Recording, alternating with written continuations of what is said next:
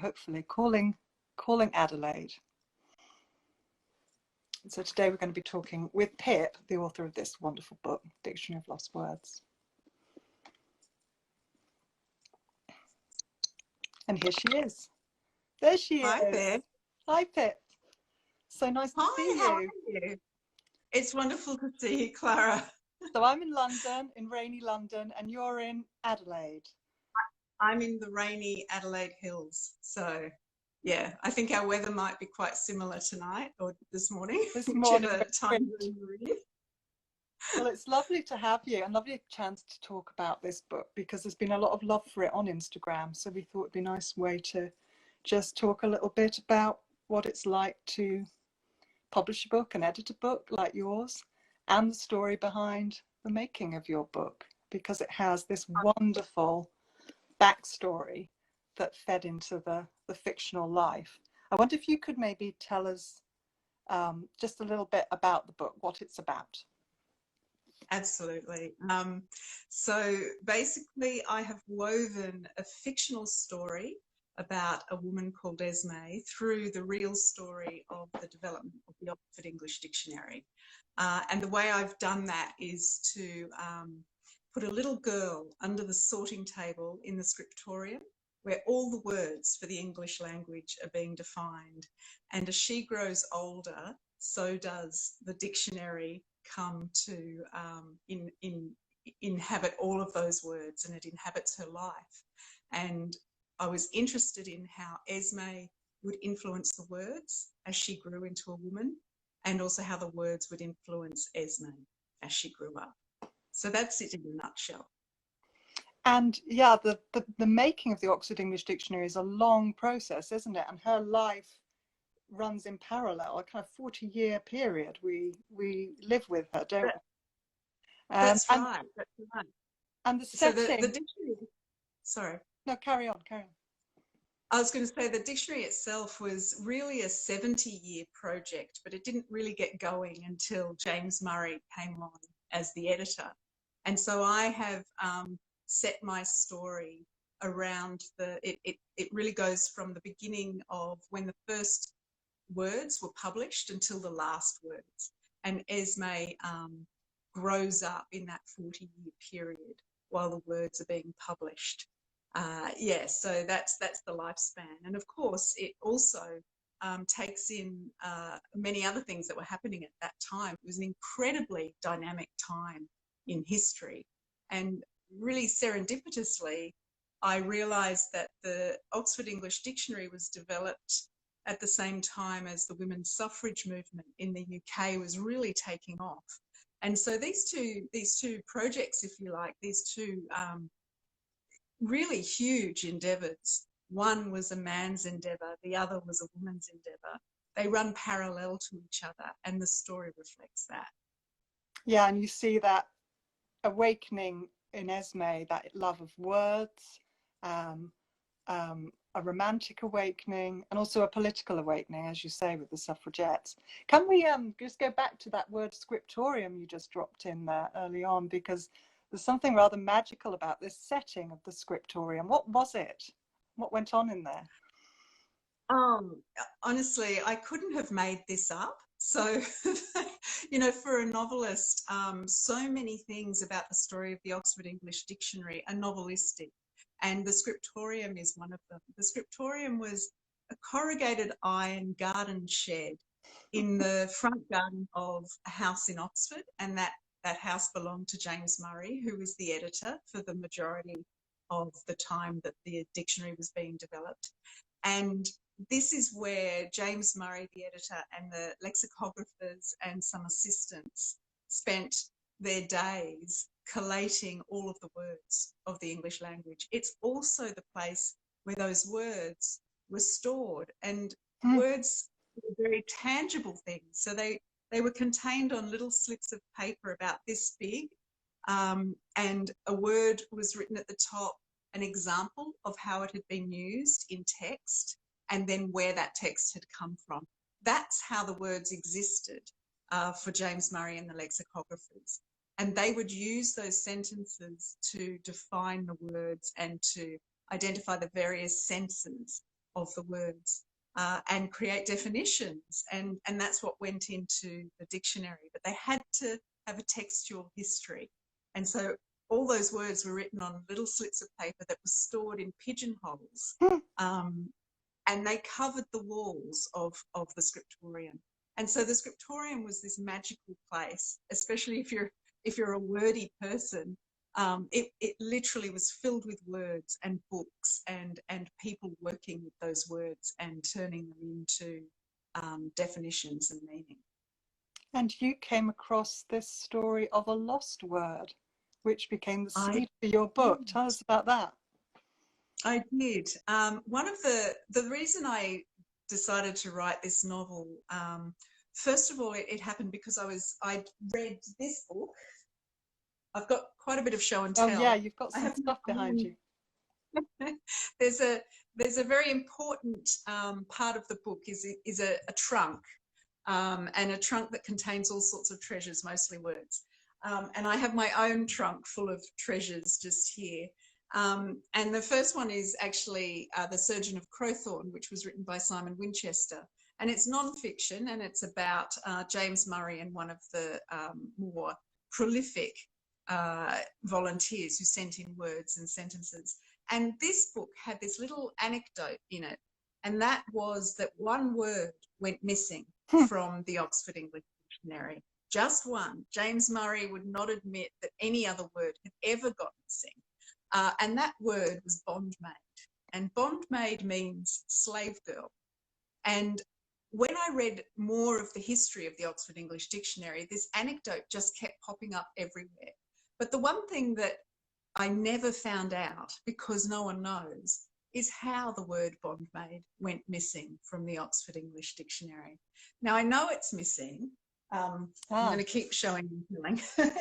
I know it's missing because I have a first edition volume of A and B. And when I look up the word, it's not there.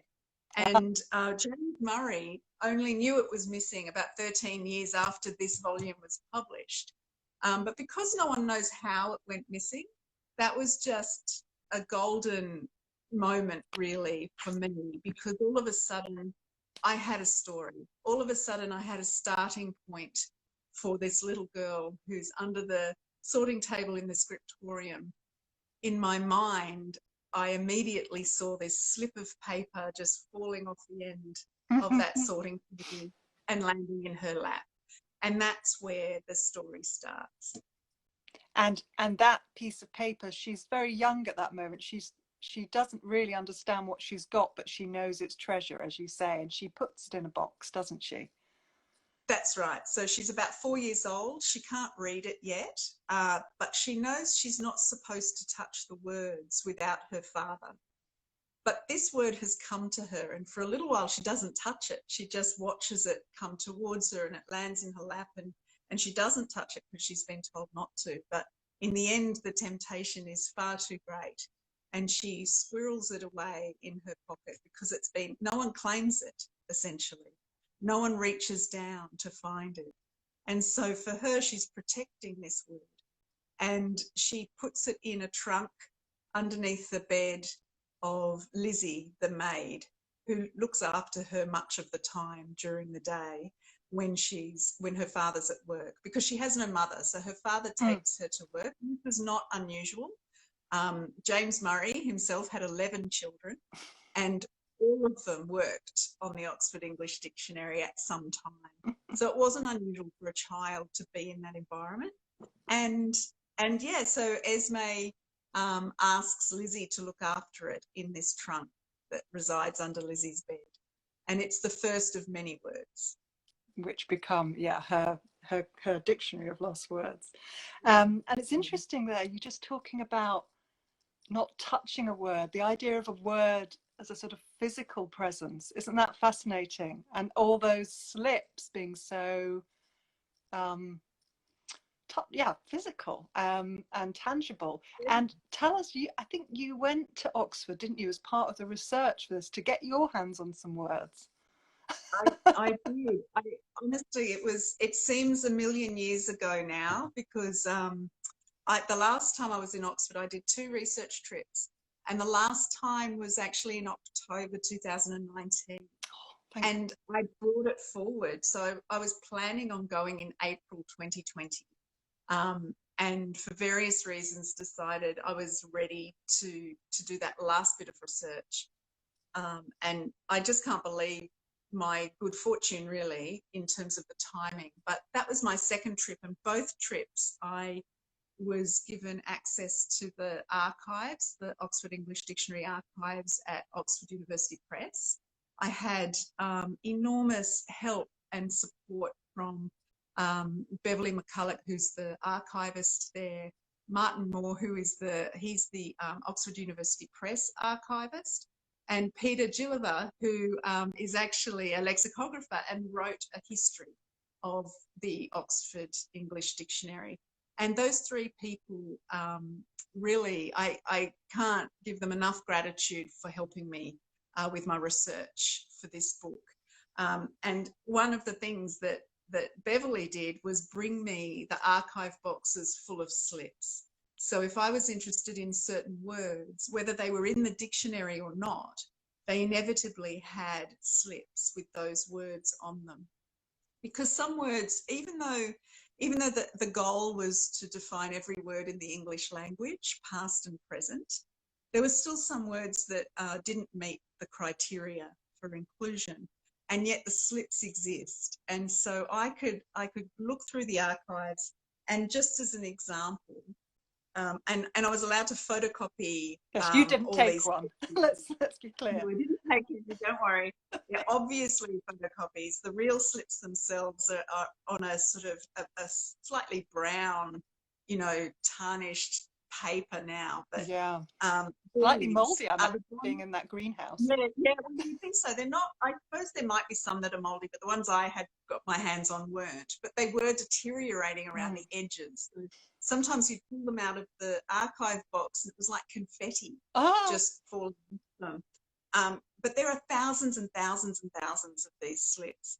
And just as an example, these are, I don't know if you can see them, but these are photocopies of the Bond-made slips amazing. that were used to write the eventual definition that was not ever included in the first edition, but was put into a supplement. Back in 1933, they had a supplement. So it took that long for it to find its way into the dictionary. And it was extraordinary to see these slips because they existed. But what was missing from the top of them was the top slip, which has the definition. And somehow all of these slips went missing. But the original slips were found because they are in the archive boxes. So it is a real mystery how that definition didn't get in. Yeah. Yeah.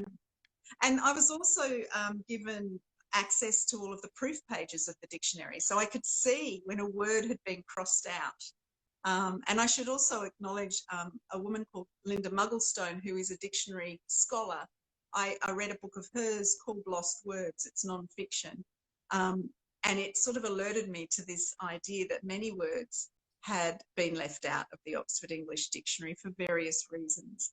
And so when I went into the archives, I could look for certain words and I could see where they'd been crossed out just at the last moment. Oh. And so they never made it. Yeah, they never made it into the dictionary, but they had been considered and definitions had been written, but at the last minute they've been taken out. So. I mean, this great project was sort of born in the Victorian period, wasn't it? And was a great male endeavour.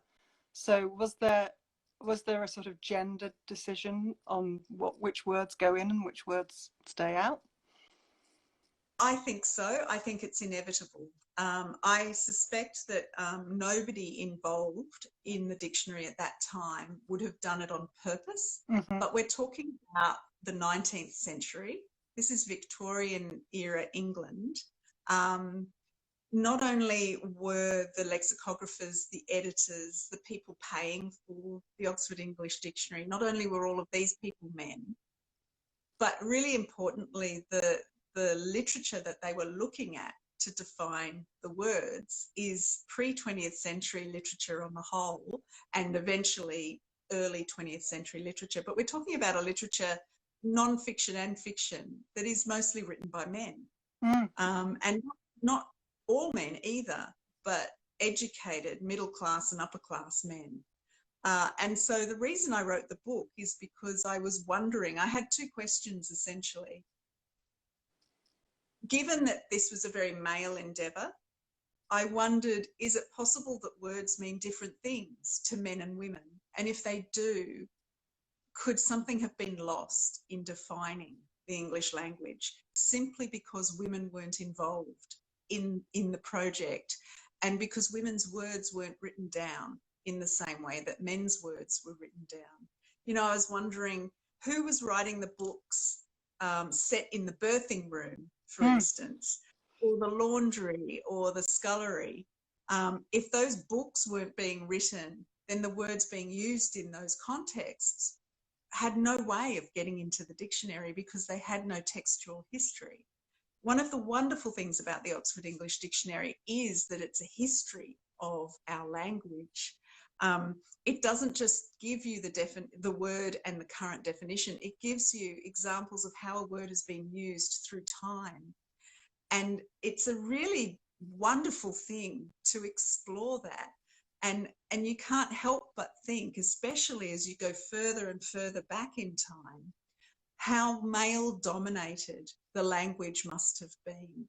And so what my book is trying to explore through fiction is really what effect would that have on a woman as she grows, on a girl as she grows into womanhood? How would she relate to those words? So Esme, as I said earlier, has no mother. And because her father's a lexicographer, and he's a wonderful father, but he's a lexicographer, he's not very traditional in terms of he hasn't sent her away to be looked after by somebody else. He relies, and Esme relies, on the words in the scriptorium to help her understand the world. So when she doesn't understand something, the solution is to go to the pigeonholes and find the word that will help explain it. So in some ways, the scriptorium isn't just a repository for words. The scriptorium is like a living thing to Esme. It comforts her when she needs comfort. It explains things when she needs an explanation. It frustrates her when the words let her down. And that starts to happen more and more as she gets older. And yeah, so for Esme, the scriptorium is everything. It's like a parent almost. And just like, I've only just thought of this now, this isn't something I've thought of before, but just like you, in adolescence, you start to question, you know, you start to question your parents, you start to question the meaning they give you about life. She starts to do that with the words in the scriptorium. Yeah, she has to leave. Yeah, she needs to start moving about, doesn't she? And she goes into the city and meets other women who tell her other sorts of words she's never conceived of, which is wonderful and very fun, and meets suffragettes, and all that part of the story really takes off, doesn't it? It's that's right. Very rich. And that's when she realizes, and that's when she realizes that actually the words in the scriptorium are inadequate for some situations and for some people. And that's when she starts to get the idea of collecting her own words. And how were you choosing your words, Pip? What was your process as a writer thinking about assembling Esme's lost words? Were there particular words you had in mind that you had already spotted weren't there in the dictionary but would have been around at the time? Was there an example of a word like that? Yes, there is. My favourite word, and it's a word, it's my favourite because I use it myself, and I've heard my grandmother use it, and I've heard other older people use it in particular, and in particular people from the UK. So I'm Australian, but I was born in the UK and my extended family is English. And that word is knackered. And knackered's a really common word, I'm assuming, still in the UK. It's not as common in Australia. And I was thinking about this word knackered, and I looked it up because in South Australia, I had access to a really beautiful set of first edition OED volumes. And I spent a lot of time there just looking up words. And I looked up knackered and it wasn't there. And because my grandmother used it, although she wasn't alive right at the beginning of the century, I don't think it was, you know, a new word when she started using it. I'm certain that that word would have been in the vernacular of certain people for a very long time. Yeah, you know, but the thing about knackered is that it's different to tired. It's different to listless. It conjures the idea of being so worn out by physical labor. And there's something very working class about that. And I was thinking, could that be why it wasn't in the dictionary? Because it was a word that was used by a different class of people, because they live a different type of life, the type of life where they can feel so worn out by physical labor that they feel they should be sent to the knackery, for instance, which is where the word usually comes from. And in so the book, it's an example. So I was going to say, it's Lizzie, isn't it? The maid who uses the word, which feels that's appropriate. Right. She has to peel a lot of potatoes in this novel. Yeah, she does. She does. Yeah, and I feel like that is probably true to the experience of people like Lizzie. And so it was an example of how the dictionary has probably failed to capture the experience of some people, simply because those people don't write. Literacy rates were far lower in the 19th century than they are today. So the capacity for people in different, different classes, different genders to actually write books was lower. And so while I don't think there was any intention to create a gendered or biased document in terms of the OED, I don't think there was any way of avoiding it. And for me, you know, when I got the idea to write this book, and that was the seed of the idea, I didn't know really where it was taking me. You asked earlier, how did I choose the words? I never sat down in a way and had a list of words that I wanted to include in this book. What happened was I really followed Esme's life.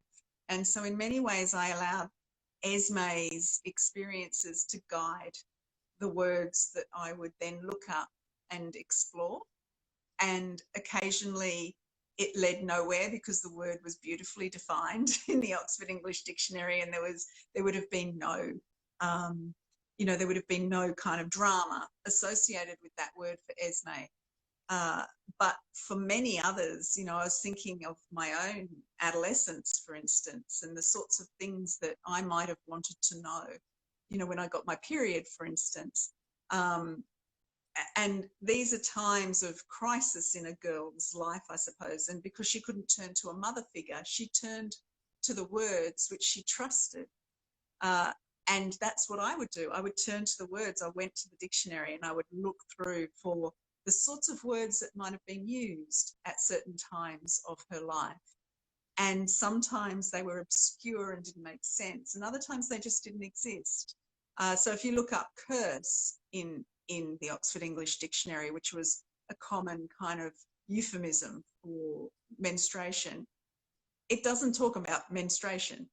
And so there's confusion there for Esme, because she's grappling to understand what's going on in her body, and the words are letting her down. And so as the story just unfolds, I would go to the dictionary and seek out direction, really. And so it was Esme and the dictionary that guided me, rather than me deciding what I wanted to do and just going and looking for verification of that. I really was just guided by the story. I think if I'd been too insistent on using the research, on sort of even saying something political, even if I'd been too insistent on doing that, I don't think it would be a very good story. I think it would be a polemic, you know, I think people would see right through it. And I didn't start off with, for instance, I only wanted to write about the dictionary. I had no ideas about writing a book about the suffrage movement. That happened because once I started doing my reading, I realized what an important part of history that was, and that Esme would, of course, have been influenced by that in some way. So, of course, I had to write about that. I had to write about World War One because it's such an important part of the history of the Oxford English Dictionary. But it all started with the dictionary and those two questions about whether words mean different things to men and women. Oh, that's wonderful. And yeah, as you say, when we hit World War One, and that word loss, and it's just extraordinarily moving section of the book, isn't it? And it's wonderful to know that you actually hadn't necessarily been intending that. You'd just been writing into the story and then realizing that was something you had to take on board. So it has that. Yeah. I'll just quickly, before we end, I was just dying to ask you a bit about the editorial process, how it was for you, because you have an Australian publisher who, via an American agent, sold the book to me in England and an American editor.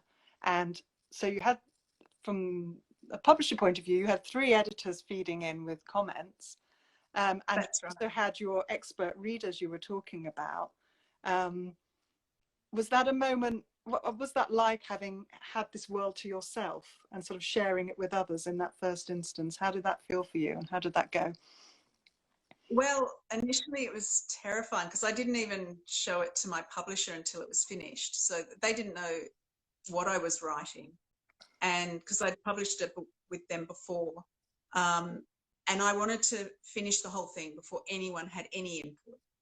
And then, like you said, so they had the first draft, which is what they took to Frankfurt, and what you read.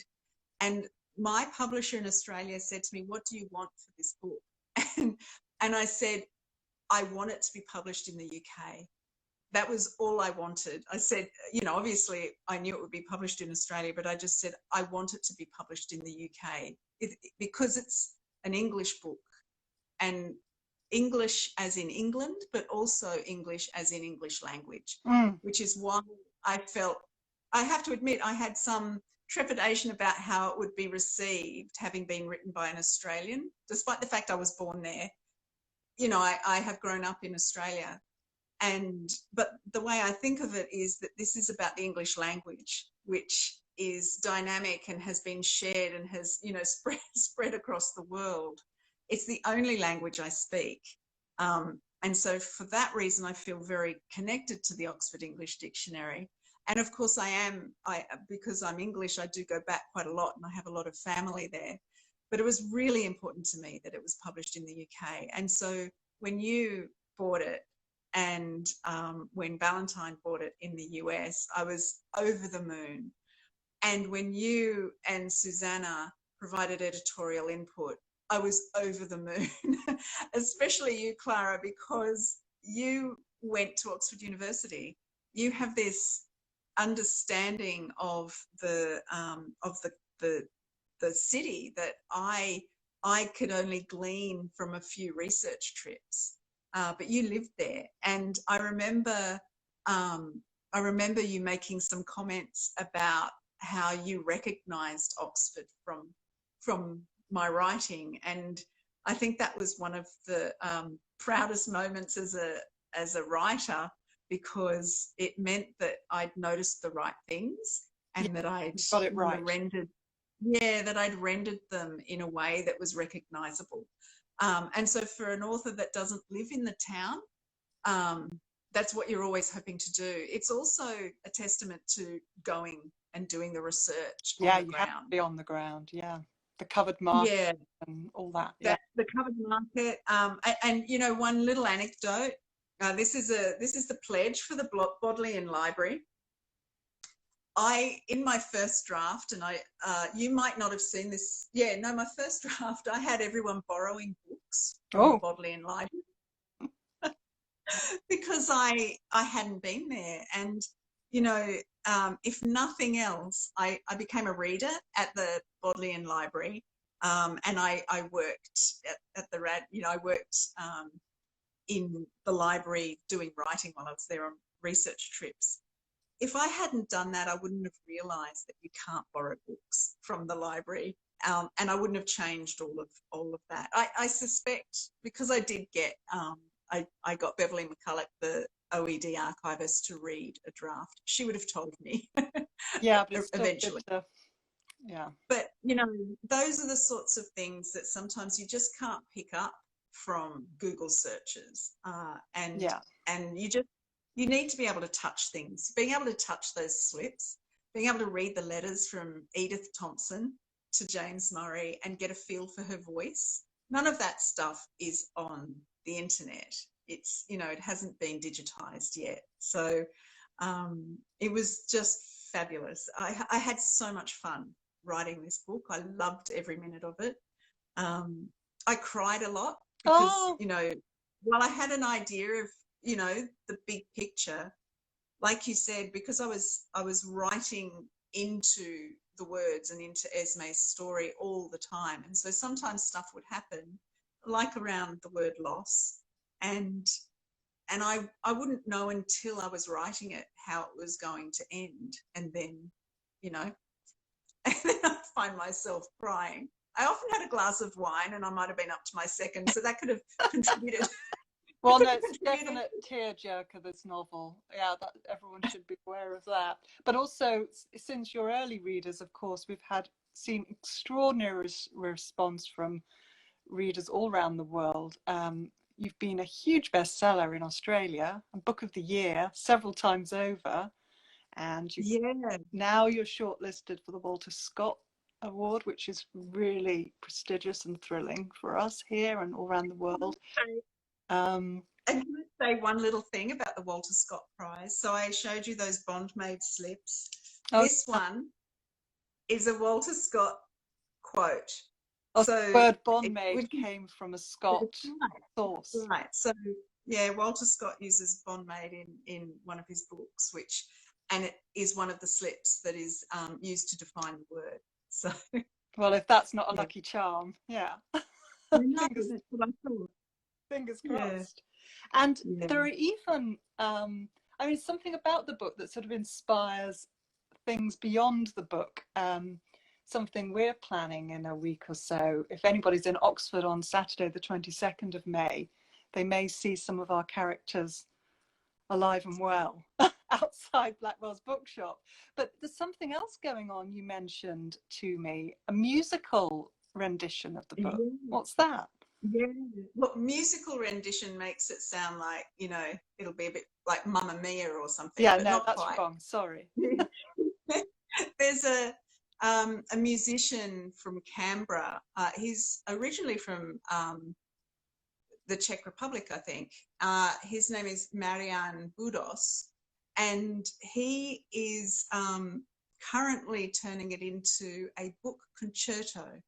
So he's done this once before, and in fact, and I can't remember the name of the book, it was a Spanish language book that has just been premiered in Barcelona. And yeah, and it's a fascinating process. I met with him a couple of weeks ago, and what he does is he gives each character an instrument. Oh, right. And he follows the story quite closely and creates music around the story using the different instruments of the characters. And so these instruments talk to each other just like the characters in the story talk to each other.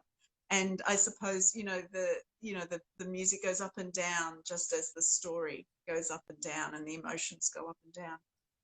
I've listened to the book concerto that he's already done, and it's just beautiful. There's a lot of guitar, classical guitar and so on, and it's stunning. And I you know, it's something I've never heard of, and I just can't wait to see how it turns out. It would just be a beautiful thing to see and to be part of. And can I ask, do you know what instrument Esme is, or is that a secret? well, I hope it's not a secret because I'm about to give it away. Um, he thinks it will be a harp. Oh, So, beautiful. yeah, And then the scout, yes. of course. Lovely Yes, guy. and I don't know about the others. I think Esme's the only one. A bit like Esme. Esme was a very clear character for me right from the very beginning. Even her name, I couldn't change her name. She was just Esme. And for Marianne, I know that he said she has been a harp right from the beginning when he started reading the book. She was a harp for him. So you know, I'm not a musician. I don't know how that works. I don't know the process, but I'm really eager to find That is out how. fascinating. Yeah. Yeah. Can't wait. Yeah. Can't wait for that. Mm-hmm. I think we're going to have to wrap up in a moment, but the thing I did want to ask you, Pip, was what you're reading or what you might recommend to vintage viewers, because it's always interesting to know what writers are up to when Yeah. reading. Yeah, well, I sort of read a lot. I read across a lot of things. At the moment, I'm reading, I've just finished reading Piranesi, which I just loved.